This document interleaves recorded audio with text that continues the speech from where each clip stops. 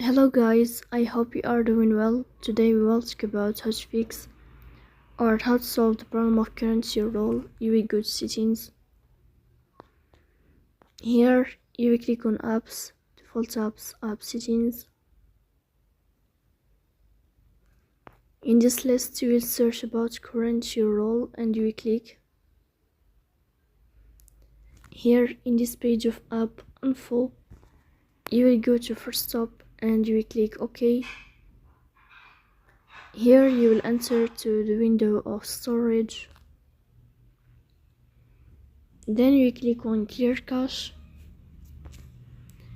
Here you will turn on your airplane mode and you will turn off your airplane mode again to fix that problem. So that's all. Don't forget to support us, like and subscribe. See you next time. Thank you for your watching and your attention.